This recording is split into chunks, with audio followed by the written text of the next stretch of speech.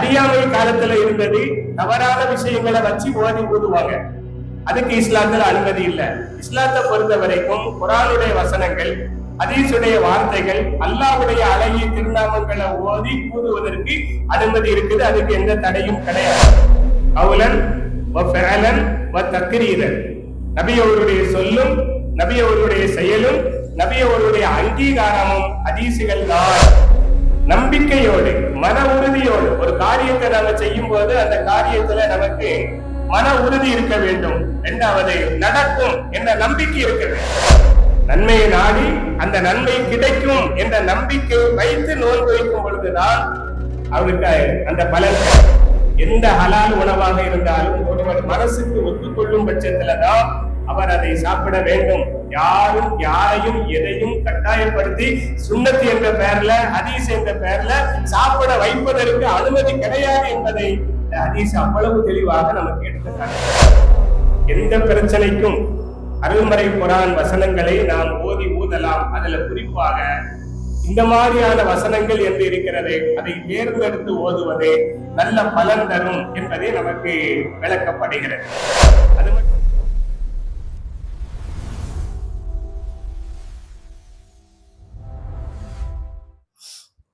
அல்ஹம்துலில்லாஹி ரப்பில் ஆலமீன். அல்லாஹும்ம ஸல்லி அலா சய்யிதினா வ நபியினா மௌலானா முஹம்மத் வ அலா ஆலிஹி வ அஸ்ஹாபிஹி வ அத்பாயிஹி அஜ்மஈன். அளவற்ற அருளாளனும் நிகரற்ற அன்புடையவனும் ஆகிய எல்லாம் வல்ல அல்லாஹ் தஆலாவின் மகத்தான பெரும் கருணையினால் மிக உயர்வான தஃசீருடைய வகுப்பில் அமர்ந்துள்ளோம். அல்ஹம்துலில்லாஹ். இந்த நல்ல நேரத்தில் உங்கள் அனைவருக்கும் என்னுடைய இனிய சலாமை காணிக்கையாக்குகின்றேன். அஸ்ஸலாமு அலைக்கும் வரஹ்மத்துல்லாஹி வபரகாத்துஹு. அஊது பில்லாஹி மினஷ் ஷைத்தானிர் ரஜீம். பிஸ்மில்லாஹிர் ரஹ்மானிர் ரஹீம். வமை யது மஅல்லாஹி இலாஹன் ஆஹர் லா புர்ஹான லஹு பிஹி. அல்லாஹ்வோடு யார் மற்ற கடவுள்களை வணங்குகின்றாரோ அதற்கு எந்த ஆதாரமும் கிடையாது. இன்னமா ஹிசாபுஹு இன்த ரப்பிஹி. அவருக்கான விசாரணை அவரது இறைவனிடத்திலேயே இருக்கிறது. இன்னஹு லா யுஃப்லிஹுல் காஃபிரூன். நிச்சயமாக காஃபிர்கள் வெற்றி பெற மாட்டார்கள். வகுர் ரப்பிஃபிர் வர்ஹம் வஅன்த கைருர் ராஹிமீன். என் இறைவனே, என்னை நீ மன்னிப்பாயாக, எனக்கு நீ அருள் புரிவாயாக, அருள் புரியக்கூடியவர்களில் நீ மிகச் சிறந்தவனாக இருக்கிறாய் என்று நபியை நீங்கள் கூறுங்கள். அன்பிற்குரிய அல்லாஹ்வின் நல்லடியார்களே, அல் முஃமினூன் என்ற சூராவின் 116, 117 மற்றும் 118வது வசனங்களாக இந்த வசனங்கள் அமைந்திருக்கின்றன. அல்லாஹ்வின் நல்லடியார்களே, நமது அன்றாட வாழ்வில் நாம் கடைபிடிக்க வேண்டிய ஔராதுகள் என்ற வளமையான சில அமல்கள் சம்பந்தமாக கடந்த வார தஃசீரில் சில விஷயங்களை நாம் பகிர்ந்து கொண்டோம். அதுபோன்ற சில ஔராதுகளாக, அமல்களாக அருள்மறை குர்ஆனில் சில ஆயத்துக்கள் இருக்கின்றன. 6666 வசனங்களில் பல வசனங்கள் பல்வேறு வகையான சட்டங்களை, பல வசனங்கள் வரலாறுகளை, பல வசனங்கள் அறிவுரைகளை என்று வழங்குகின்ற அந்த நேரத்தில் சில வசனங்கள் நாம் ஒவ்வொரு நாளும் அமல் செய்யக்கூடிய வசனங்களாக அமைந்திருக்கின்றன. அவற்றை நாம் தினமும் ஏதாவது ஒரு நேரத்தை குறிப்பிட்டு ஓதி வரும் பொழுது அவை நமது உள்ளத்தையும் நமது எண்ணத்தையும் தூய்மையாக்கி வைக்கும். அவ்வாறே நோய்கள், நொடிகள், போட்டிகள், பொறாமைகளில் இருந்து நம் உடலை பாதுகாத்து நம்மையும் பாதுகாத்து ஆரோக்கியமாக ஆக்கி வைக்கும்.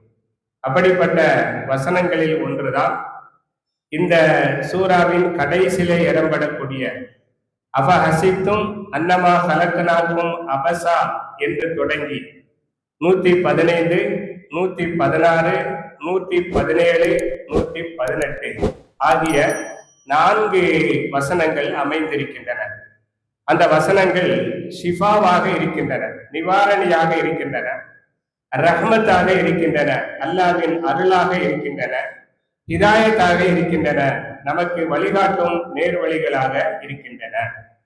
அல்லாஹ்வின் நல்லடியார்களே, அல்லாமா இப்னு கசீர் ரஹ்மத்துல்லாஹி அலைஹி அவர்கள் தங்களது தஃப்சீரில் இந்த ஆயத்தின் கீழ் ஒரு சம்பவத்தை பதிவு செய்கிறார்கள்.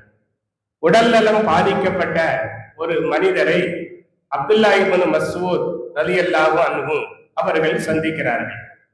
அப்துல்லா இப்னு மஸ்ஊத் ரலியல்லாஹு அன்ஹு அருள்மறையின் மிகப்பெரிய அறிஞர்களில் ஒருவராக என்பது மட்டுமல்ல, அந்த அறிஞர்களில் முதன்மையானவராகவும் இருக்கிறார்கள் என்பதை இந்த உம்மத்து ஏற்றுக்கொண்டுள்ளது.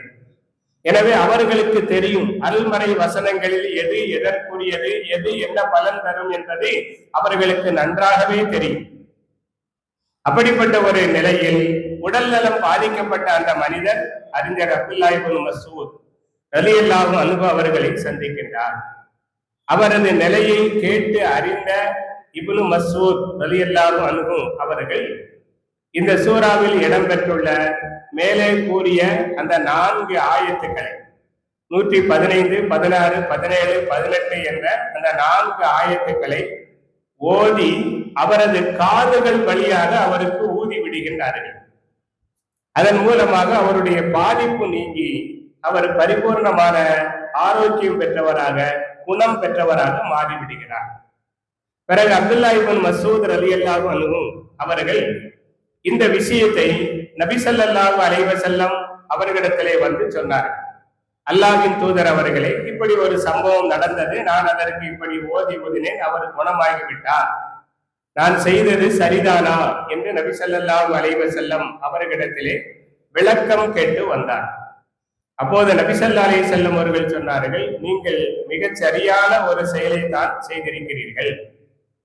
நீங்கள் எந்த வசனங்களை தேர்ந்தெடுத்து ஊதினீர்களோ அந்த வசனம் நிச்சயமாக அதற்குரிய பயனை தரக்கூடிய ஒன்றுதான் என்று நபி அவர்கள் அதற்கு ஒரு அங்கீகாரம் கொடுத்தார்கள். கொடுத்துவிட்டு பிறகு சொன்னார்கள், இந்த வசனம் அந்த காரியத்திற்காக மட்டுமல்ல, அது அல்லாத மற்ற பலன்களையும், எந்த எண்ணத்திற்கும் எந்த காரியத்திற்கும் அது பலன் தரக்கூடியதாக இருக்கிறது என்பதை வெளிப்படுத்துவதற்காக அருள் நபிகள் நாயகம் ஸல்லல்லாஹு அலைஹி வஸல்லம் அவர்கள் சத்தியம் விட்டு சொல்கிறார்கள், வல்லதி நஃப்ஸி பியதிஹி, என்னுடைய உயிர் யாருடைய கைவசம் இருக்கிறதோ அந்த அல்லாஹ்வின் மீது சத்தியமாக, லவ் அன்ன ரஜுலன் மூக்கினன் கராஹா அலா ஜபலின் லஸால, ஒரு மலை, அந்த மலையை அதன் இடத்திலிருந்து வேறொரு இடத்திற்கு அப்புறப்படுத்த வேண்டும் என்று ஒருவர் நினைத்து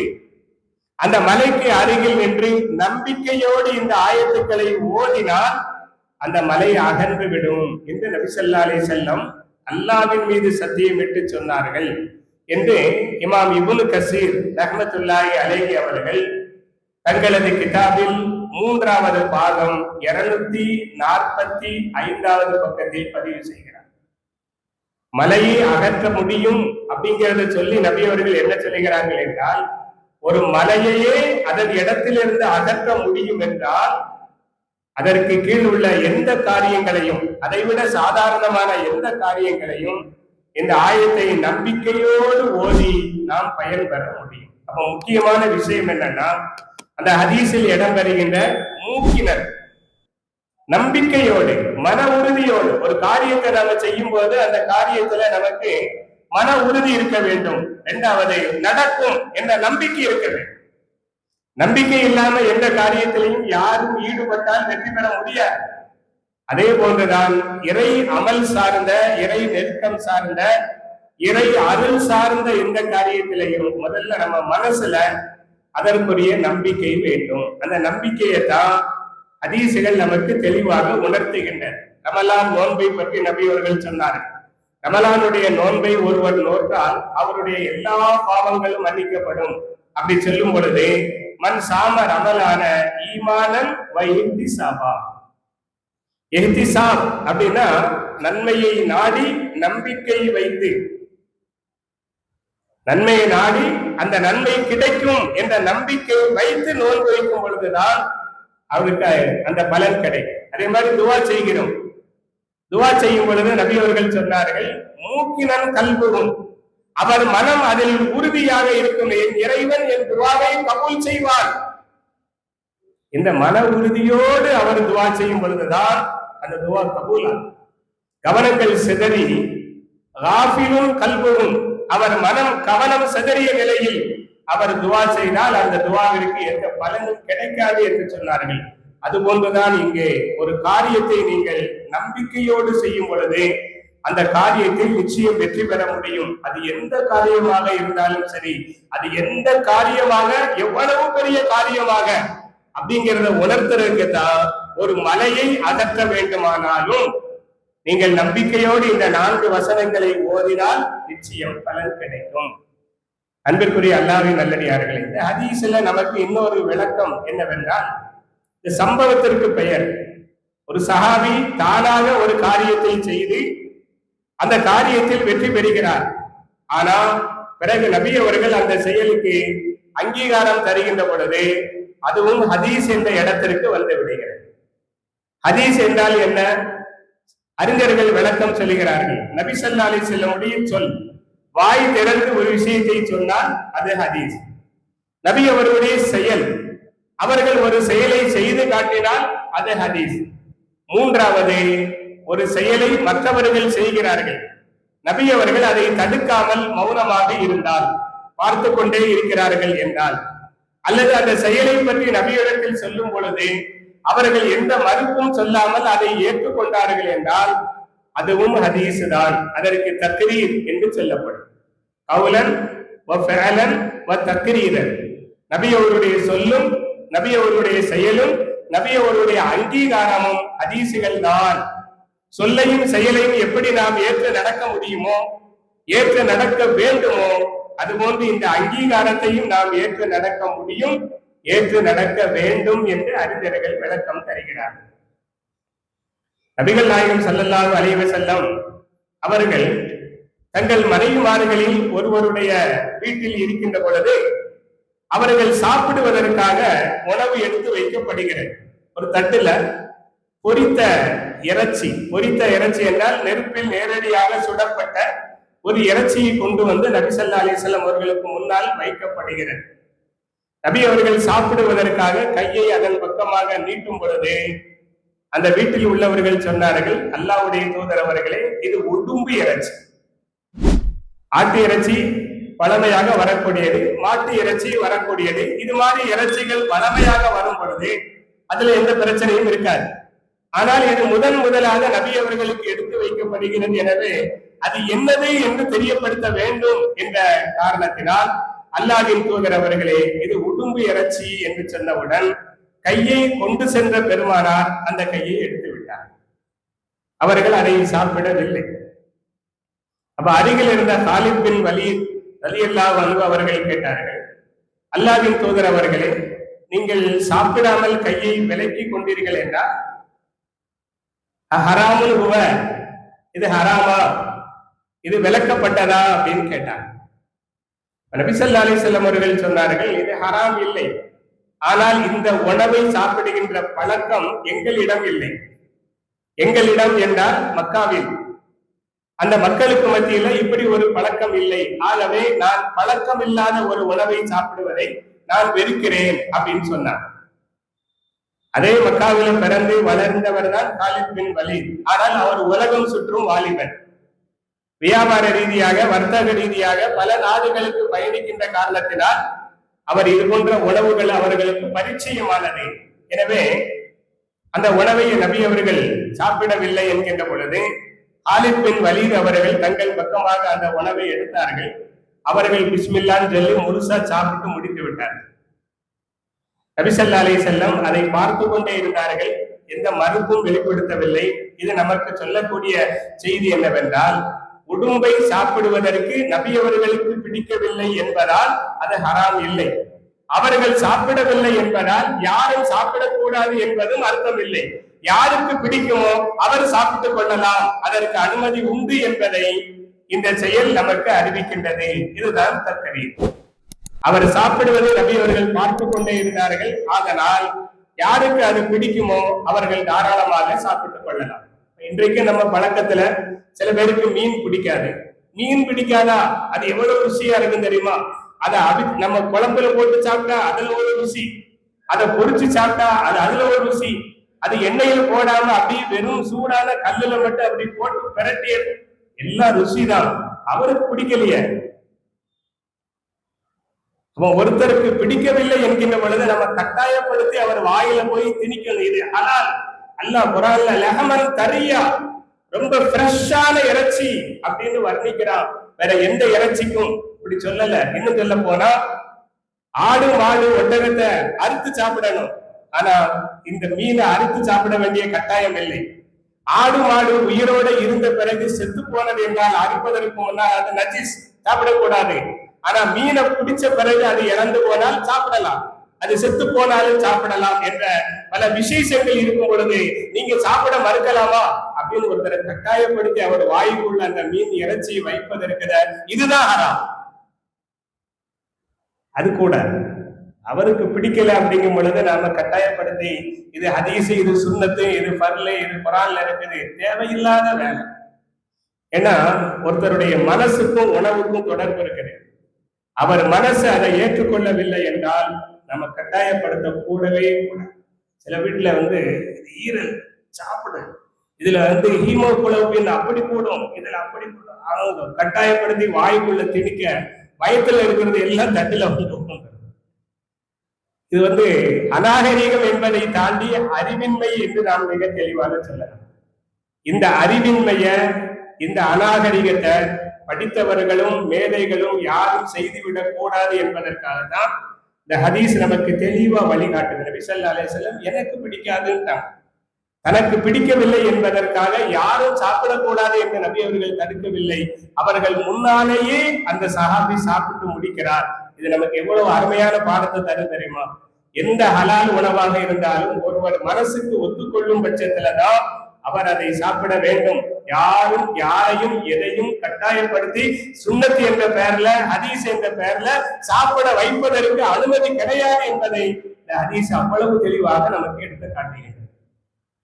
அன்பிற்குரிய அல்லாஹ்வின் நல்லடியார்களே, இது போன்று பல சட்டங்கள் இருக்கிறது. அந்த சட்டங்களின் அடிப்படையில தக்ரீர் என்பது, அங்கீகாரம் என்பதும் ஹதீஸ் தான். அதன்படி நாம் செயல்பட வேண்டும் என்று மார்க்க அறிஞர்கள் நமக்கு எடுத்து கூறுகின்றார்கள். அன்புக்குரிய அல்லாஹ்வின் நல்லடியார்களே, இதே போன்று ஒரு சம்பவம், அப்துல்லாஹ் இப்னு மஸ்ஊத் ரலியல்லாஹு அன்ஹு எப்படி இந்த ஆயத்துக்களை ஓதி ஊதி ஒரு ஷிஃபாவை அந்த இடத்தில் அவர்கள் பெற்றுக் கொடுத்தார்களோ அது போன்ற ஒரு சம்பவம் புகாரி ஷரீஃபில் குர்ஆனுடைய சிறப்புகள் என்ற தலைப்பில இடம்பெறுகின்றது. அபூ சயீத் அல் குத்ரி ரலியல்லாஹு அன்ஹு அவர்களும் சில தோழர்களும் ஒரு பயணத்தில் இருக்கிறார்கள். வியாபார ரீதியாக அவர்கள் ஒரு பயணத்திற்காக சென்றார்கள். சென்ற இடத்தில் ஒரு இடத்தில் சாப்பிடுவதற்காக ஓய்வுக்காக வேண்டி உட்கார்ந்திருக்கிறார்கள். அந்த நேரத்துல ஒரு பெண்மணி, அந்த பகுதியை சார்ந்த ஒரு பெண்மணி ஓடோடி வருகிறார். உங்களை யாராவது ஓதி பார்க்கிறவங்க இருக்காங்களா அப்படின்னு கேட்டார். அந்த காலத்துல இஸ்லாத்துக்கு முன்னாலேயே ஓதி பார்த்து வைத்தியம் செய்யக்கூடிய பழக்கம் இருந்திருக்கிறது. எனவே இஸ்லாத்திலும் அந்த பழக்கம் உண்டு. ஆனா வித்தியாசம் என்ன? அறியாமை காலத்துல இருந்தது, தவறான விஷயங்களை வச்சு ஓதி ஊதுவாங்க. அதுக்கு இஸ்லாத்துல அனுமதி இல்லை. இஸ்லாத்தை பொறுத்த வரைக்கும் குர்ஆனுடைய வசனங்கள், ஹதீஸுடைய வார்த்தைகள், அல்லாஹ்வுடைய அழகிய திருநாமங்களை ஓதி ஊதுவதற்கு அனுமதி இருக்குது. அதுக்கு எந்த தடையும் கிடையாது. இப்ப அந்த பெண்மணி பழைய கால அடிப்படையில, அறியாமை காலத்துடைய பழக்கத்தின் அடிப்படையில உங்களை யாராவது ஓதி பார்க்கிறவங்க இருக்காங்களா அப்படின்னு கேட்டாங்க. அப்ப அபூ சயீத் அல் குத்ரி ரலியல்லாஹு அன்ஹு உனக்கு என்னமா பிரச்சனை அப்படின்னு கேட்டாங்க. அந்த அம்மா சொல்லிச்சு, எனக்கு பிரச்சனை இல்ல, எங்க ஊர் தலைவர், நாட்டாம அப்படின்னு சொல்லுவோமா இல்லையா, அந்த மாதிரி எங்க ஊர் தலைவருக்கு தேள் கடிச்சிருச்சு. அந்த விஷம் அவருடைய உடம்புல பரவி அவர் வலியால் துடித்துக் கொண்டிருக்கிறார். இந்த நேரம் பார்த்து ஊர்ல ஆம்பளைங்க யாருமே இல்ல, எல்லாரும் வெளியில போயிட்டாங்க. அவர் படுகின்ற அந்த சிரமத்தை பார்த்து நான் சகித்துக் கொள்ள முடியாம உங்கள்கிட்ட வந்திருக்கேன். உங்களை யாராவது ஓதி ஊதக்கூடியவங்க இருந்தா என் கூட வாங்க அப்படின்னு சொன்னாங்க. ஒருத்தர் சிரமத்துல இருக்கும் பொழுது அவருக்கு நாம உதவி செய்ய வேண்டும் என்பது மனிதாபிமானம். என்னமோ ஏதோ போய் பார்த்துட்டு வருவோம் அப்படின்னு சொல்லி அபூ ஸைத் அல் குத்ரி ரலியல்லாஹு அன்ஹு என்று பின்னாலே போனார். போன அவர் வழியால சிரமப்பட்டு கொண்டிருப்பதை பார்த்தவுடன் இவர்கள் சூரத்துல் ஃபாத்திகா சூராவை ஆரம்பத்திலிருந்து கடைசி வரைக்கும் பிஸ்மில்லாவோடு அவர்கள் சேர்த்து ஓதி அந்த தேள் கடிச்ச இடத்துல ஊதுகின்றார்கள். அவர் குணமாகிவிட்டார். விஷம் முறிவு ஏற்பட்டு அவர் வலி நீங்கி குணமாகி விட்டார். குணமான உடனே அவருக்கு ரொம்ப சந்தோஷம். உடனே நீங்க எத்தனை பேர் வந்திருக்கீங்க அப்படின்னு கேட்டு அவங்க எல்லாரும் குடிப்பதற்கு வீட்டுல இருந்த பாலை எடுத்து கொடுத்து விட்டார். அதோட ஒரு 30 ஆடுகள், இதை நீங்க சன்மானமாக வைத்துக் கொள்ளுங்கள் அப்படின்னு சொல்லி அவருக்கு கொடுத்து விட்டார். வந்தவங்க பாலை குடிச்சுக்கிட்டாங்க. அங்க இருந்த சஹாபாக்கள் எல்லாரும் அந்த பால் உணவுக்கு பயன்படுங்கிறதுனால அந்த பாலை குடிச்சுட்டாங்க. ஆனா இந்த ஆடு இருக்கிற இது ஹலாலா ஹராமா? ஒரு ஓதி ஊதுனதுக்காகத்தான் அந்த ஆடு கொடுக்கப்பட்டிருக்குது. இதுக்கு அனுமதி இருக்கா இல்லையா அப்படின்னு நமக்கு தெரியல. ஆகவே நபி ஸல்லல்லாஹு அலைஹி வஸல்லம் அவங்கள்ட்ட நாம இது சம்பந்தமா கேட்போம். அவங்க என்ன சொல்றாங்களோ அதை அடிப்படையாக வைத்து நம்ம செயல்படுவோம். கூடும் என்றால் பகிர்ந்து கொள்வோம், கூடாது என்றால் நாம தர்மம் செஞ்சிருவோம் அப்படின்னு அந்த ஆடுகளையும் அவர்கள் மதீனாவுக்கு கொண்டு வந்தார். நபி ஸல்லல்லாஹு அலைஹி வஸல்லம் அவங்கள்ட்ட இந்த நடந்த விஷயத்த சொன்னாங்க. சொன்ன உடனே நபி அவர்கள் கேட்டாங்க, உனக்கு எப்படிப்பா தெரியும் இதை ஓதி ஊதுனா குணமாகும் அப்படின்னு சொல்லி. அப்புறம் அருள்மறையின் வசனங்கள் அற்புதமானது அப்படிங்கிறத நானா கிரகிச்சு ஓதி ஊதுன, அது குணம் ஆயிடுச்சு. நபி ஸல்லல்லாஹு அலைஹி வஸல்லம் அவர்கள் ஃபாத்திகா சூராவுல எல்லா நோய்களுக்கும் அருமருந்து இருக்குது. ஃபாத்திகத்தில் கிதாபி ஷிஃபாவும் மின் குல்லி தா, எல்லா நோய்களுக்கும் அதுல ஷிஃபா இருக்குது அப்படின்னு நபி அவர்கள் அவரது செயலுக்கு ஒரு அங்கீகாரம் கொடுத்தாங்க. அப்ப என்ன அர்த்தம்? நோய் நொடிகளுக்காக வேண்டி பிரச்சனைகள் தீர்ப்பதற்காக அருள்மறை வசனங்களை ஓதி ஊதலாம், குறிப்பாக ஃபாத்திகா சூராவை ஓதி ஊதலாம், அது நல்ல பயன் தரும் என்று அந்த அபூ ஸைத் அல் குத்ரி ரலியல்லாஹு அன்ஹுடைய செயலுக்கு நபி அவர்கள் ஒரு அங்கீகாரம் கொடுக்குறாங்க. இரண்டாவது விஷயம் என்னன்னா, இந்த 30 ஆடுகள் இருக்கா இல்லையா, இது கூலியாக வந்ததா, ஏற்றுக்கொள்ளலாமா அப்படிங்கிற பட்சத்துல நபி ஸல்லல்லாஹு அலைஹி வஸல்லம் ஒரு ஷிஃபாவுக்காக ஒரு காரியத்தை செய்தா, அதான் மருத்துவ ரீதியாக ஒரு காரியத்தை செஞ்சு அதுக்கு உங்களுக்கு ஒரு அன்பளிப்பாக தந்தால் அந்த அன்பளிப்பை ஏற்றுக்கொள்ளலாம். எனவே நீங்க பகிர்ந்து கொள்ளுங்க அப்படின்னு சொன்னாங்க. பகிர்ந்து கொள்ளும் பொழுது அவங்களுக்கு அதுல ஒரு மனஸ்தாபம் வரக்கூடாது அப்படிங்கிறதுக்காக நீங்க எத்தனை பேர் போனீங்களோ அதுல என்னையும் ஒரு ஆளா சேர்த்துக்கிட்டு எனக்கு ஒரு பங்கு சேர்த்து போடுங்க, அந்த பங்கை என்கிட்ட தாங்க, நான் எடுத்துக்கொள்கிறேன் அப்படின்னு சொன்னாங்க. இப்ப இதன் மூலமா நமக்கு என்ன தெரியுதுன்னா, அருள்மறை குர்ஆனை ஓதி ஊதி ஷிஃபாவுக்காக ஓதி ஊதி அவர் ஏதாவது ஒரு ஹதியா ஓதியவருக்கு கொடுத்தால் அவர் ஏற்றுக்கொள்வதில் எந்த தடையும் இல்லை என்ற அங்கீகாரம் இந்த ஹதீஸின் வழியாக நமக்கு கிடைக்குது. நபி ஸல்லல்லாஹு அலைஹி வஸல்லம் அதை உறுதிப்படுத்துறதுக்காக எனக்கும் ஒரு பங்கு தாங்க என்று அவர்கள் கேட்டு வாங்கி கொண்டார்கள் என்று புகாரி ஷரீஃபுடைய ஹதீஸ் நமக்கு மிக தெளிவாக எடுத்து காட்டுகிறது. அன்புக்குரிய அல்லாஹ்வின் நல்லடியார்களே, அப்ப இந்த ஆயத்துக்கள், இந்த சம்பந்தமான சம்பவங்கள் நமக்கு தருகின்ற பாடங்கள் என்னவென்றால், எந்த பிரச்சனைக்கும் அருள்மறை குர்ஆன் வசனங்களை நாம் ஓதி ஊதலாம். அதுல குறிப்பாக இந்த மாதிரியான வசனங்கள் என்று இருக்கிறது, அதை தேர்ந்தெடுத்து ஓதுவதே நல்ல பலன் தரும் என்பதை நமக்கு விளக்கப்படுகிறது. அது மட்டுமல்ல, இமாம் இப்னு கஸீர் அவர்கள் இன்னும் சொல்லுகிறார்கள், நபி ஸல்லல்லாஹு அலைஹி வஸல்லம் அவர்கள் ஒரு சிறு படையை, சரியா என்று சொல்லக்கூடிய ஒரு சிறு படை, நபி அவர்கள் கலந்து கொள்ளாத அந்த யுத்தங்களுக்கெல்லாம் சரியா என்று சொல்லப்படும். நபி அவர்கள் கலந்து கொண்டால் அதுக்கு ரஸ்வத் என்று சொல்லப்படும், பெரும் படை, சிறு படை என்று இரண்டாக பிரித்திருக்கிறார்கள். அப்ப அந்த படை ரொம்ப குறைந்த எண்ணிக்கை உள்ள ஒரு சிறு படை. அவங்கள்ட்ட நபி ஸல்லல்லாஹு அலைஹி வஸல்லம் சொன்னாங்க, உங்களுடைய பலம், உங்களுடைய உழைப்பும் உங்களுடைய முயற்சி ஒரு பக்கம், யுத்தத்துக்கு தேவையான விஷயங்கள் இது வெளிரங்கமானது. ஆனா இதை தாண்டி நீங்க அந்தரங்கமாக செய்ய வேண்டிய ஒரு காரியம் என்னன்னா, ஒவ்வொரு நாளும் காலையிலும் மாலை நீங்க போகக்கூடிய இந்த நோக்கத்துல ஒவ்வொரு நாளும் காலை மாலை வேளையில இந்த 4 ஆயத்துக்களை, இந்த சூறாவில் இடம்பெறுகின்ற 4 ஆயத்துக்களை 115, 116, 117, 118 என்ற இந்த 4 ஆயத்துக்களை வெற்றி வேண்டும் என்று நம்பிக்கையோட ஓதுங்க. அல்லாஹ் உங்களுக்கு வெற்றியை தருவான் என்று சொன்னார். சஹாபாக்கள் தங்களுடைய எல்லா உழைப்புகளுக்கு மத்தியில நபி அவர்கள் சொன்ன அந்த செயலை மன உறுதியோடு கடைபிடித்தார்கள். அந்த படையில் இடம்பெற்ற ஒரு சஹாபி சொல்லுகிறார், அல்லாஹ் எங்களுக்கு வெற்றியும் தந்தார், நாங்கள் கனிமத்தோடும் சலாமத்தோடும் எல்லாரும் உயிரோடு திரும்பி வந்தோம், அதே நேரத்தில் கனிமத் பொருட்களை நாங்கள் பெற்றுக்கொண்டு திரும்பி வந்தோம் என்று சொன்ன அந்த செய்திய இமாம் இப்னு கஸீர் ரஹ்மத்துல்லாஹி அலைஹி அவர்கள் அதே பக்கத்துல பதிவு செய்கிறார். மேலும் நபி ஸல்லல்லாஹு அலைஹி வஸல்லம் அவர்கள் சொன்னார்கள், கடல் பயணம் மேற்கொள்ளக்கூடிய நபர்கள், கடல் பயணம் என்று ஏன் குறிப்பிட்டு சொன்னார்கள் என்றால் அந்த காலத்துல அது ஆபத்தான பயணம். கடல் பயணம்ங்கிறது அதாவது அந்த காற்று எந்த திசையில் செலுத்துகிறதோ, பாய்மர கப்பல் அப்படித்தான் போக முடியும். அது சில சமயம் காற்று வேகமாக வீசும் பொழுது எங்கேயாவது கொண்டு விட்டுரும். இவர் போற இலக்கு வேறாக இருக்கும், அது கொண்டு விட்டது வேற இருக்கும். ஆக போனவர் திரும்பி வருவாரா என்பதற்கு உத்தரவாதம் எதுவும் சொல்ல முடியாத ஒரு பயணம் தான் கடல் பயணம். எனவே ஆபத்துகளும் இருக்கிறது, பிரச்சனைகளும் இருக்கிறது. எனவே அந்த பயணம் அன்றைக்கு இன்றியமையாத பயணம் இருந்தது. இன்னைக்கு மாதிரி கடல் பயணம் இல்லை. இன்றைக்கு கடல் பயணம்ங்கிறது ஒரு ஊரையே கூட்டிட்டு போகுது. உல்லாச கப்பல் அப்படிங்கிற பேர்ல 2000-3000 பேர் பயணிக்கிறாங்க. அவங்களுக்கு தேவையான எல்லா வசதியும் அதுல இருக்குது.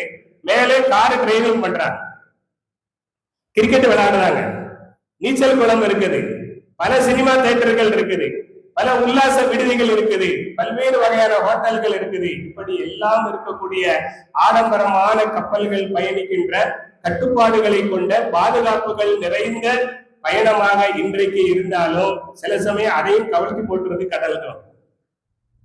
கடலை அல்லாதான் கட்டுப்படுத்த முடியும். மனுஷன் கப்பலை வேணா மனுஷன் கட்டுப்படுத்துவான், ஆனா கடலை கட்டுப்படுத்துவது அல்லாதான். வகுவல்லதி சக்கரல் பஹர, அவன்தான் கடலை கட்டுப்படுத்துகிறான் அப்படின்னு அல்லாஹ் சொல்லியிருக்கான். அதனால ஆபத்து நிறைந்த பயணம் அப்படிங்கிற காரணத்தினால கடல் பயணத்தை நபி அவர்கள் குறிப்பிட்டு சொன்னார்கள். கடல் பயணத்தின் அடிப்படையில வச்சு பார்த்தா தரை பயணத்துல அவ்வளவு ஆபத்து கிடையாது. எனவே நபி அவர்கள் சொன்னார்கள், கடல் பயணம் மேற்கொள்ளக்கூடியவர்கள் கடலில் மூழ்கி விடாமல் இருப்பதற்காக, கடலில் வேறு அபாயங்கள் ஏற்பட்டு விடாமல் இருப்பதற்காக அவர்கள் பயணம் செய்யும் போது ஓத வேண்டிய விஷயங்கள் என்னவென்றால், நபி அவர்கள் இந்த ஆயத்துக்களை சொல்றார். 4 ஆயத்துக்களை சுருக்கமாக சொல்வதற்காக பிஸ்மில்லாஹில் மலிக்குல் ஹக், ஃபதஆலல்லாஹுல் மலிக்குல் ஹக் அப்படிங்கிற ஆயத்தை ஓதுறதுக்கு முன்னால பிஸ்மில்லாவை சேர்த்து கொள்ள வேண்டும் என்பதற்காக. அதுக்கடுத்து வமா கதருல்லாஹ் ஹக்க கதரிஹி வல் அர்லு ஜமீஅன் கபலத்துக்கு யௌமல் கியாமா வஸ்ஸமாவாத்து மத்வியாத்துன் பியமீனிஹி சுப்ஹானஹு வ தஆலா அம்மா யுஷ்ரிகுன் பிஸ்மில்லாஹி மஜ்ரேஹா வ முர்சாஹா இன்ன ரப்பீ லகஃபூருர் ரஹீம். இதை நாம தெளிவா பார்க்கணும்னா அல் முஃமினூன் என்ற சூறாவுல 4 ஆயத்துக்கள், நம்ம மேல சொன்ன 4 ஆயத். அல் முஃமினூன் என்ற சூறாவில், ஹூத் என்ற சூறாவுல வரக்கூடிய 41வது ஆயத், வகால் அர்கபு ஃபீஹா பிஸ்மில்லாஹி மஜ்ரேஹா வ முர்சாஹா இன்ன ரப்பீ லகஃபூருர் ரஹீம். நூஹ் அலைஹிஸ்ஸலாம் அந்த மக்களை கப்பல்ல ஏத்தும் பொழுது இப்படி சொல்லி ஏத்தினான். அடுத்து அஸ்-ஸுமர் என்ற சூறாவில் இடம்பெறக்கூடிய 67வது வசனம். இந்த 3 சூறாவில் வரக்கூடிய இந்த 6 வசனங்களை நாம் ஓதி பயணம் செய்தால் கடல் பயணம் நமக்கு பாதுகாப்பானதாக, பயன் உள்ளதாக இருக்கும். ஆபத்துக்களை விட்டும் சிரமங்களை விட்டும் அது பாதுகாப்பாக இருக்கும் என்று நபி ஸல்லல்லாஹு அலைஹி வஸல்லம் அவர்கள் சொன்னார். இப்ப இன்றைய காலத்துல திடல் பயணமும் அப்படித்தான் இருக்குது. எப்ப எவன் மேல மோதுவான் அப்படிங்கிறதுக்கு எந்த உத்தரவு, நம்ம ஒழுங்கத்தான் போய்கிட்டு இருக்கோம். அவன் எப்படி வாரான் அப்படிங்கிறதுக்கு நம்ம உறுதி சொல்ல முடியாது. விமான பயணங்கள், ரயில் பயணங்கள், எந்த பயணங்களும் இன்றைக்கு பாதுகாப்பு இல்லாத ஒரு பயணமாக மாறிவிட்ட காரணத்தால நாம் பாதுகாப்பை நாடி பயணம் செய்யும் பொழுது இந்த ஆயத்துக்களை ஓதிவிட்டு நாம் பயணம் செய்யலாம். அதுக்கு எந்த விதமான தடையும் இல்லை. நிச்சயமாக அது நமக்கு பலன். அன்பிற்குரிய அல்லாஹ்வின் நல்லடியார்களே, ஆக இந்த சூறாவுல இடம்பெறுகின்ற 4 ஆயத்துக்கள் எப்படி அமலியாத்துடைய ஆயத்தா இருக்கிறதோ, அன்றாட அமல் செய்யலாம், நமது எந்த தேவைகளுக்காகவும் அதை ஓதலாம் அப்படின்னு நமக்கு சொல்லுகிறதோ, அதுபோன்று அருள்மறையில இன்னும் சில வசனங்கள் இருக்குது என்று நான் சொன்னேன். எங்கெல்லாம் இருக்குது? ஃபாத்திஹா சூறாவை நம்ம சொன்ன ஒன்று, சூரத்துல் ஃபாத்திஹா. அதே போல பக்ரா சூறாவுடைய ஆரம்ப வசனங்கள், முஃப்லிஹூன் அப்படிங்கிற வசனம் இப்படியே வருது. இதெல்லாம் நீங்க சிம்பிளா உங்களுக்கு கைவசத்துல கொண்டு வரணும்னா அதுக்கு ஒரு சின்ன கிதாப் இருக்கு. ஷேகுல் ஹதீஸ் அல்லாமா ஜக்கரியா ரஹ்மத்துல்லாஹி அலைஹி அவர்கள் எழுதிய அல் மன்சில். இந்த மன்சில்ங்கிற பேரை நம்ம எல்லாரும் கேள்விப்பட்டிருப்போம், எல்லாரும் வீட்லயும் இருக்கும். பெரும்பாலும் ஒரு வீட்டுல ஒருத்தர் இறந்துட்டாருன்னா 40ஆம் பாத்தியா ஓதும் போது அந்த மன்சில் கிதாபை வாங்கி பின்னால இவங்களுக்கு துவா செய்யுங்க அப்படின்னு இலவசமா தாரா. நம்ம என்ன செய்வோம்னா அதை வாங்கி ஒரு மூலையில அப்படி வச்சோம். நல்ல வேளை மூலையில வச்சோம். அதுல ஒவ்வொரு தாளா எடுத்து வடைக்கு நம்ம புளிஞ்சு சாப்பிடாம இருக்க வரைக்கும் நாம மேன்மக்கள் தான். மன்சில் கிதாப் அவ்வளவு உயர்ந்த கிதாப், அவ்வளவு சிறந்த கிதாப். அருள்மறையின் இந்த ஆயத்துக்களை தேடி தேடி நாம ஓடுவதை விட அந்த நூலாகவே ஜக்கரியா ரஹ்மத்துல்லாஹி அலைஹி நமக்கு தந்திருக்காங்க. பல்லாயிரக்கணக்கான மக்கள் ஓதி பயன்பெற்ற ஒரு கிதாப். இந்த பிரிண்டிங் நடந்துகிட்டே இருக்கும், ஓடிக்கிட்டே இருக்கும், வித்துக்கிட்டே இருக்கும் அந்த நூல். அதனால நாம இன்ஷா அல்லாஹ் தூங்குறதுக்கு முன்னால, இன்னைக்கு நம்ம எல்லாருக்குமே பிரச்சனை தான், தூக்கம் வரமாட்டேங்கு அப்படின்னு ஒரு பிரச்சனை, மனசுல அமைதி வரமாட்டேங்கு, இது ஒரு பிரச்சனை. பிரச்சனைக்கு மேல பிரச்சனை. எல்லா பிரச்சனைகளையும் தீர்த்து நிம்மதியாக இரவில் தூங்குவதற்கு அழகான ஒரு அருமருந்து அருள்மறை குர்ஆனின் இந்த வசனங்கள். அந்த வசனங்களை ஒரு நூலாக நமக்கு மௌலானா அவர்கள் தந்திருக்கிறார்கள். எல்லாருக்கும் கிடைச்ச கிதாபு தான், எல்லா வீட்லயும் இருக்கிற கிதாபு தான். அந்த வீட்லயே அப்படியே இருந்துடாம நம்ம இரவுல தூங்குறதுக்கு முன்னால அதை இன்ஷா அல்லாஹ் நம்ம ஓதி வளமைப்படுத்தினால் உடலும் உள்ளமும் இன்ஷா அல்லாஹ் நிம்மதியாக ராகத்தாக இருக்கும் என்பதில் எந்த மாற்று கருத்துக்கும் இடமில்லை. ஆகவே நாம் அதை அமல் செய்யும் பொழுது அது ஒரு பெரும் பலனை தருகிறது. அடுத்து இந்த ஆயத்தினுடைய தொடர்ல நமக்கு வரக்கூடிய செய்தி என்னன்னா, அது வெறும் மன அமைதிக்கு மட்டுமல்ல. அந்த நூல் என்பது கண்பாடுகள், பொறாமைகள், செய்வினை சூனியங்கள் போன்ற அனைத்து பிரச்சனைகள் இருந்தும் பலன் தரக்கூடிய. இன்னும் சொல்ல போனா மௌலானா அவர்கள் அந்த கிதாபின் கடைசியில ஒரு ஹதீஸ ஆதாரமாக அல் கன்ஸ் என்ற கிதாபில் இருந்து எடுத்து போடுறார். நபி அவர்கள் தான் இந்த ஆயத்துக்களை ஒரு சஹாபிக்கு தேர்ந்தெடுத்து ஓதி அவருக்காக ஊதினார்கள், அவரை செயல்படுமாறு சொன்னார்கள் என்று வருகிறது. அப்படின்னு பார்க்கும்போது இது பெருமானார் நமக்கு கற்றுத்தந்த ஒரு அமல். எனவே இந்த அமலை நாம அவுராதாக அன்றாடம் ஓதுகின்ற அமலாக நாம கடைபிடிச்சு வந்தா நிச்சயம் நமக்கு பலன் இருக்கிறது, பாதுகாப்பும் இருக்கிறது, வல்ல ரஹ்மானுடைய நெருக்கமும் நமக்கு இருக்கிறது என்பதை நாம் புரிந்து கொள்ள முடியும். அடுத்து அல்லாஹ் அந்த ஆயத்துல கடைசியாக சொல்கிறான், எதுவும் ஆல்லாஹி இலாஹன் ஆக, அல்லாவை வணங்கும் போது அவனோடு வேறு கடவுள்களையும் ஒருவர் வணங்கினார். அல்லாஹ் வணக்கத்திற்கு உரியவன், மற்றவைகள் யாரும் வணக்கத்திற்கு உரியவர்கள் கிடையாது. அப்படி ஒருவர் அவர்களையும் வணங்கினார்,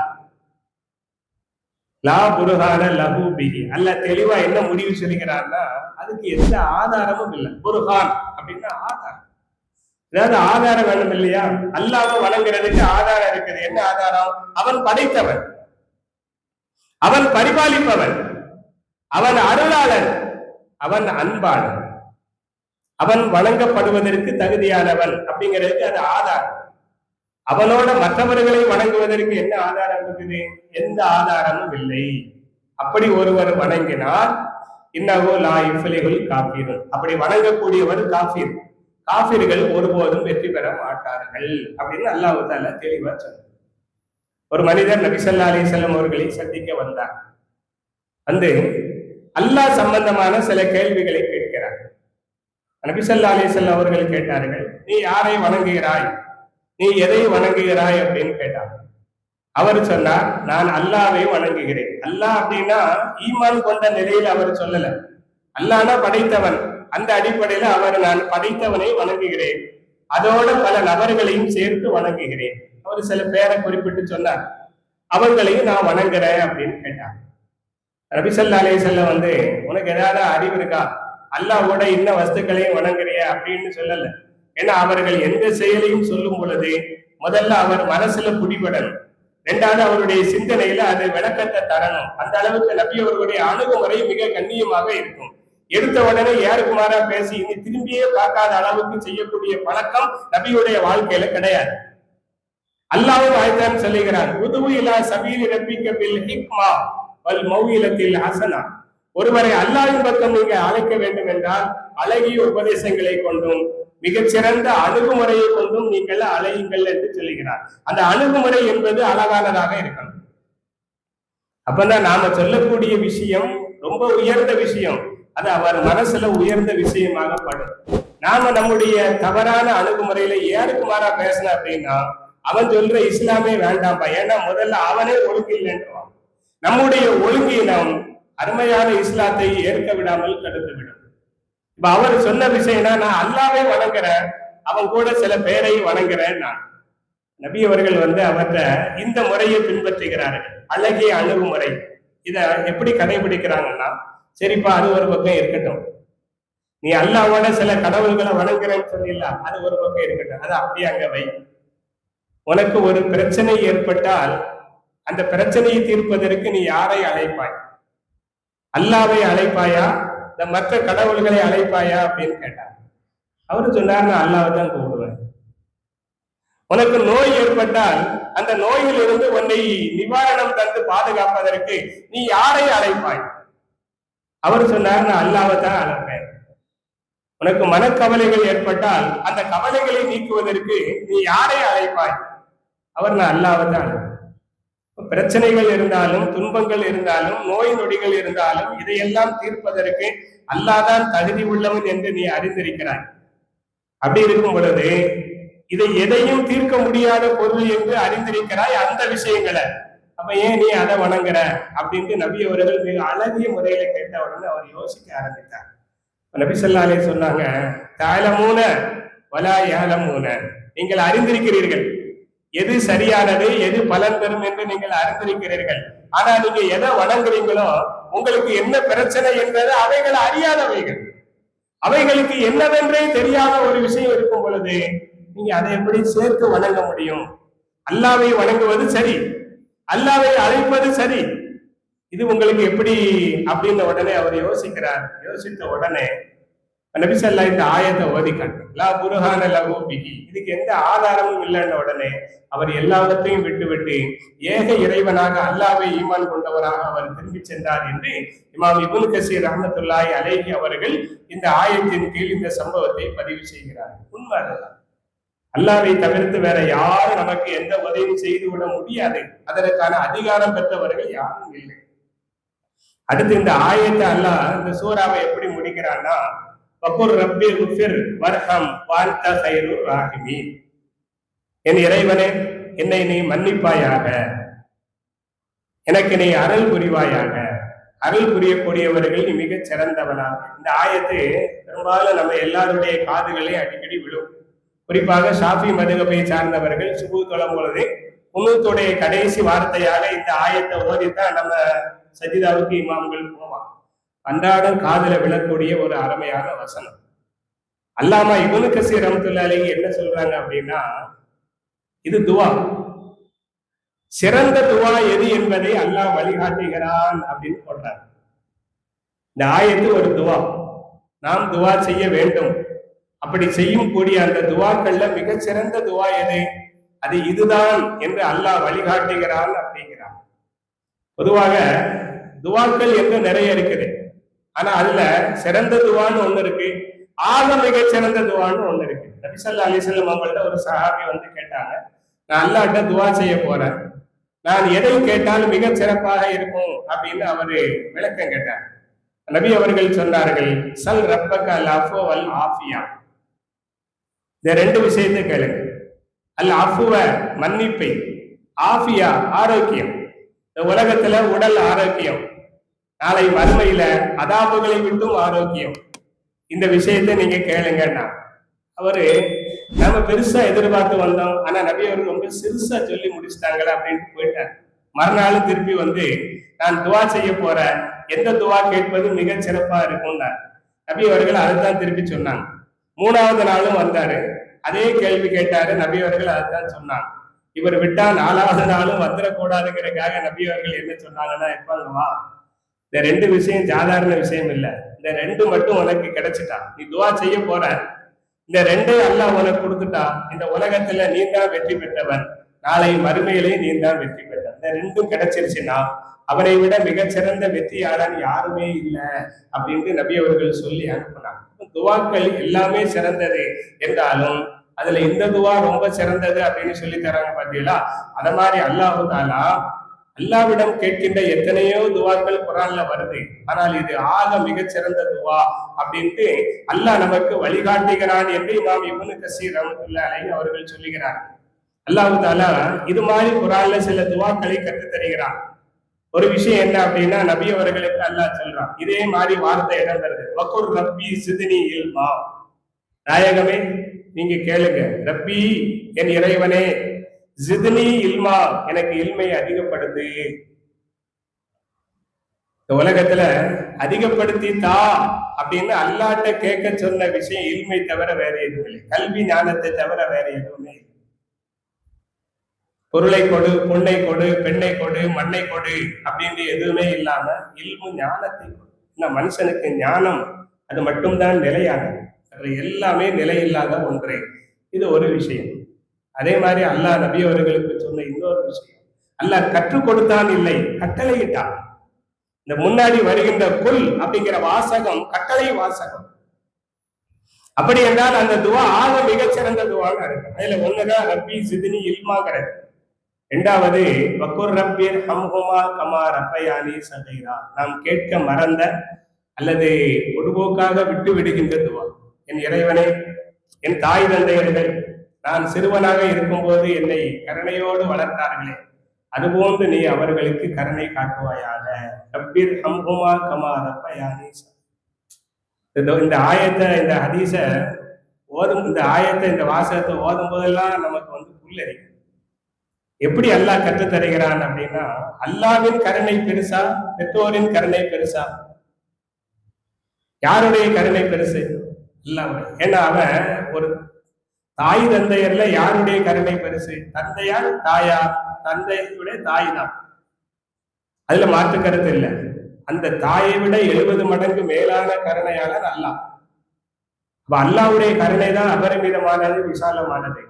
ஆனா ஒரு குழந்தைக்கு அல்லாஹ்வுடைய கருணை என்னன்னு புரியாது, அவனுடைய தாய் தந்தையருடைய கருணை என்ன என்பது புரியும்.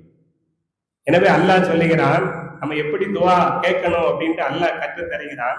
நான் குழந்தையாக இருக்கும் பொழுது என்னுடைய தாயும் தந்தையும் என் மீது கருணை காட்டினார்களே, அதுபோன்று நீ அவர்கள் மீது கருணை காட்டு.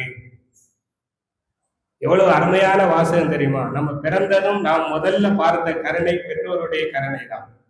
அது நம் இதயத்துல, நம் வாழ்க்கையின் உணர்வோடு உதிரத்தோடு கலந்து விட்ட ஒன்று.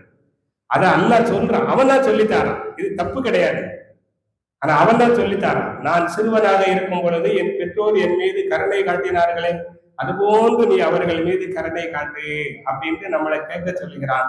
இது துவாக்கள்ல ரொம்ப சிறந்த ஒரு துவா.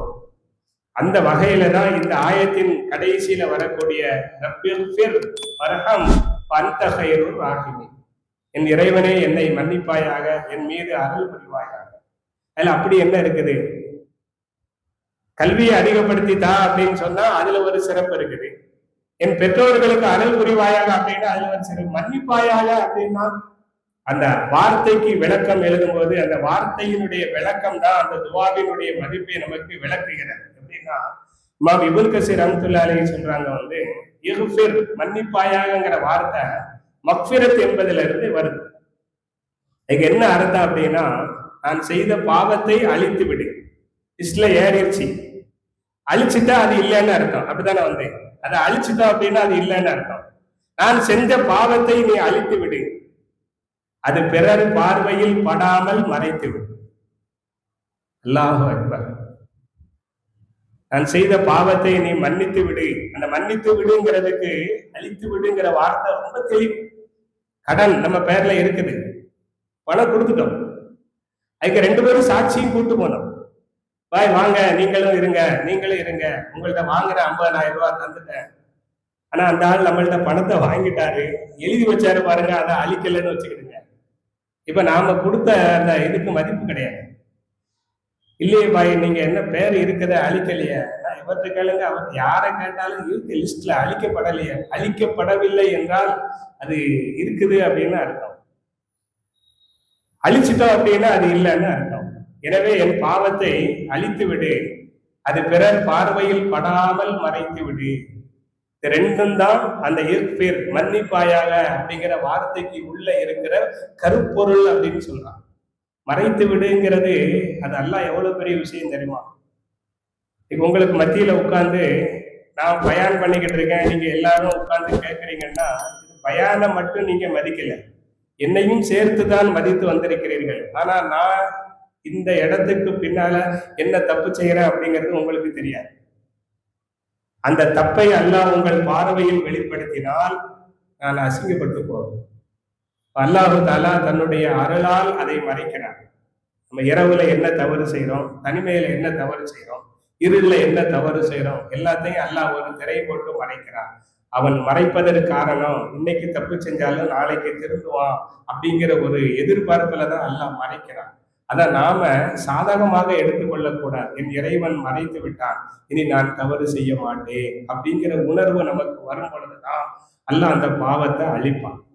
அல்லாஹு தாலா இந்த உலகத்திலேயே மறைக்கிறான். நபி ஸல்லல்லாஹு அலைஹி சொன்னாங்க, சில காரியங்கள் பைத்தியக்காரத்தனமானது அப்படின்னா அப்படி சொல்லிட்டு நபி அவர்கள் விளக்கம் சொன்னாங்க. இரவில் அவன் ஒரு தவறு செய்திருப்பான், அது வெளியில் யாருக்கும் தெரியாமல் அல்லாஹ் மறைத்திருப்பான். ஆனா இவன் வந்து நான் ராத்திரி இப்படி பண்ண உனக்கு தெரியுமா, அது அப்படி இருந்துச்சு அப்படின்னு வெளிப்படுத்துறான்னா இவனை விட பைத்தியக்கார பையன் யாருமே கிடையாது. ஏனென்றால் அல்லாஹ் மறைத்த பாவத்தை அவன் பகிரங்கப்படுத்தி அல்லாஹ் அவனுக்கு கொடுத்த அந்த கண்ணியத்தை அவன் மாற்றி தன்னை தானே கேவலப்படுத்திக் கொள்கிறான். ஒரு பைத்தியக்காரன் அப்படின்னா இந்த பைத்தியக்காரங்களை அல்லாஹ் மன்னிக்க மாட்டான் என்று நபி ஸல்லல்லாஹு அலைஹி வஸல்லம் அவர்கள் சொன்னார்.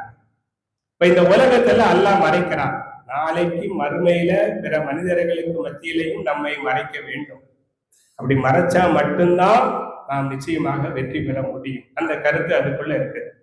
இரண்டாவது, இர்ஹம், நீ அருள் புரிவாயாக அப்படிங்கிற அந்த வார்த்தை ரஹ்மத் என்பதுல இருந்து வரும். அதுக்கு என்ன விளக்கம் சொல்றாங்க அப்படின்னா, என் மீது நீ அருள் புரிவாயாக அப்படின்னு அதுக்கு என்ன அர்த்தம்னா, அடியான் நேரான வழியில் நடத்துதல், அடியானை அல்லாஹ் நேரான வழியில் நடத்துதல், சொல்லும் செயலும் நல்லதாக இருப்பதற்கு அல்லாஹ் தௌஃபீக் கொடுத்தல். அப்ப எனக்கு நீ அருள் புரிவாயா அப்படின்னா என்னை நேர் வழியில் நடத்து, நான் பேசுகின்ற பேச்சும் நான் செய்கின்ற செயலும் உன் விருப்பத்திற்கு உட்பட்டதாக, உன் திருப்திக்கு உட்பட்டதாக இருக்கும் வகையில் எனக்கு நல்ல தௌஃபீக்கை கொடு அப்படிங்கிற பொருள் அந்த ரஹமத்துக்குள்ள அடங்கி இருக்குது. இந்த விளக்கத்தின்படி பார்த்தால் இந்த துவா ரொம்ப உயர்ந்த துவா, நம் எல்லோருக்கும் ரொம்ப அவசியமான துவா. அல்லாஹு தாலா தன்னுடைய மன்னிப்பாலும் தன்னுடைய ரஹமத்தாலும் நம்மை அரவணைத்து அருள் புரிவானாக. வாக்கிரதவானா அல்ஹம்துலில்லாஹி ரப்பில் ஆலமீன். சுப்ஹானல்லாஹி வ பிஹம்திஹி, சுப்ஹானக அல்லாஹும்ம வ பிஹம்திக, வ அஷ்ஹது அல்லா இலாஹ இல்லா அன்த, வ அஸ்தக்ஃபிருக வ அத்தூபு இலைக. ஆமீன். சுப்ஹான ரப்பிக ரப்பில் இஸ்ஸத்தி அம்மா யசிஃபூன், வ ஸலாமுன் அலல் முர்ஸலீன், வல்ஹம்துலில்லாஹி ரப்பில் ஆலமீன். ஸல்லல்லாஹு அலா முஹம்மதின் ஸல்லல்லாஹு அலைஹி வஸல்லம், ஸல்லல்லாஹு அலா முஹம்மதின் ஸல்லல்லாஹு அலைஹி வஸல்லம், ஸல்லல்லாஹு அலா முஹம்மதின் யா ரப்பி ஸல்லி அலைஹி வஸல்லிம். அஸ்ஸலாமு அலைக்கும் வரஹ்மத்துல்லாஹி வ பரகாத்துஹு.